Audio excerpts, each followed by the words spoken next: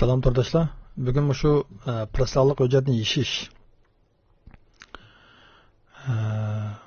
va shundan foydalanish to'g'riliq ozroq qisqacha dars so'zlamoqchi. Nurg'un turdashlar shu prassalliq hujjatni, ya'ni ma'nodak venra orqali yo'q qilingan, keyin rar yoki zip bo'lgan bunaqa prassalliq hujjatlarni yeyish uchun nima ish qildik desa, qo'shchiq bilan ochidi va yoki bir qismlari 10 kun besib bilan yeyishga otiladi. O'shaning jeya davenjan degan besib yeyishga otlanadi. Ishkilsi albatta qator mashg'ulot emas. Masalan, oldidagidek qo'shchiq ochgan vaqtimda bir hujjat chiqdi, ochdik, mani ichi va ossaq, ma hujjat bunda qo'zg'aldi hozir. Ichidagi programma qo'zg'aldi. Endi bu programma qo'zg'aldi, yashmay turib qo'zg'atdingiz mani. Lekin sizga yashmaganda ko'ringan bilan mushu hujjatning barliq hujjatlarini mushu C-diskidagi ma'lum bir hujjat qisqishi va temp deb. Shu tempdagi hujjat qisqishi ichiga vaqtli hujjat shaklda ichiga venra yeyipirdi.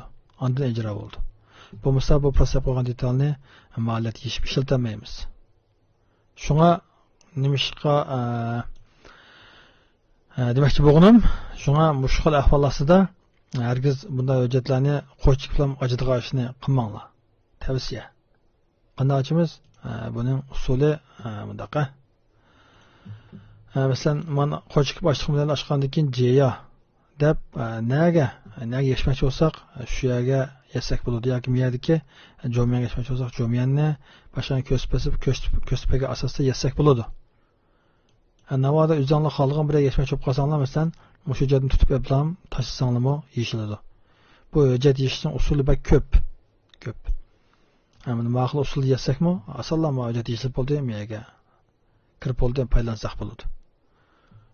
Endi ma'qul 10 kun besib menda yeyishig'lar desa, miyada bundan mahbun umri so'rasa 5ni qashlab turdi.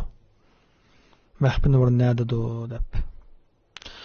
Odatda mahbun umri sog'anlar 80% mahbun umri sog'anlar hujjatning bexatarligini ko'z tutib qo'ydi. Qanday turmush mahbun umri orqali buni men besassam bo'ldi. Mahbun umrini izlab mening kasulti deganni o'ylamaydi, lekin mahbun umri silish orqali o'zining torbetini, o'zining sonini tashkil qilganlar bor. Bu xil ahvol mahbun umrini qanday topamiz? Siz hujjatni tushugil 5 kun bo'lgan. Nereden tushugilligingizni uqmaysiz. Unda avvalasiz mahbun umrini qanday topasiz? Buni avvalasida hozirgidek 10 kun o'tmasdan ma'liyat yashmaymiz. Qo'sh chekib turib, shunda qaragan bo'lsak, mana mishada mahbun umrisi bor. Mushning o'zi, mushning mahbun umri bo'ladi.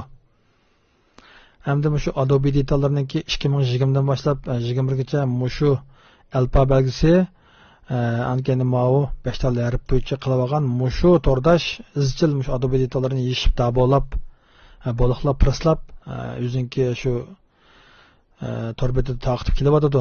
Biz shu yerdan foydalanib tushirib ishlatyapmiz. Men shu qutura salonga yo'llagan barliq Adobe'niki detallarniki hammasiga mahbun umri o'xshash mushu.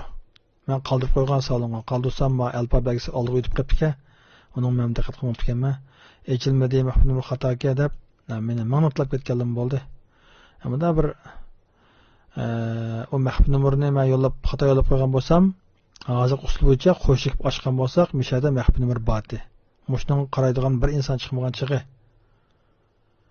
Shunlashqa mushtarisini hozir tayyorlab, mushtaq bir bilmaganlar uchun bildirib qo'yay deb so'zlab o'tiribman. Shunlashqa mushkul ahvolda meni qo'shib echib, mahbun umrni ko'chirib olgan ekan, yeshilgan chog'da nega yeshsanglar?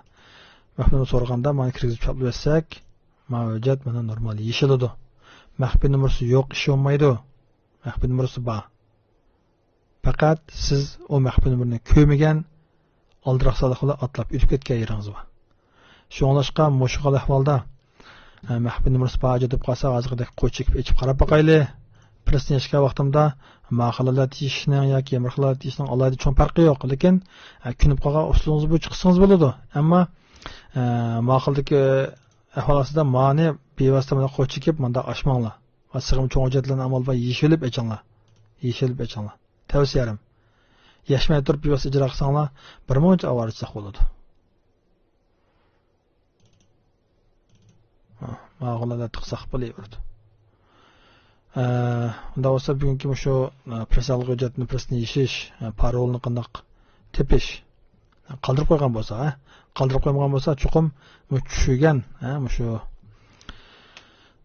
hujjatni tushigan asl turbatga kirib, ashadin mahbun nimani ko'chirolmasak amal yo'q. Ammo aqlnikida odatda olsak, men mahbun nimani mushadim bor, mushning o'zimi mahbun nimani shu. Ichimda kirib qarab boqamiz, yashmay turibmi hujjatlarni nima hujjat bor, mana ko'gili bo'ladi. Ko'gili bo'ldi. Xo'sh, shundaq bugungi darsimiz shu tugadi. Xush bo'linglar. Eng nadir mazmunlar, eng nadir kompyuter darsliklari, yumshoq detal darsliklari Qutyar Tor darsxonasida. Qutyar Tor darsxonasini tashviq qilishni unutib qolmang. Rahmat.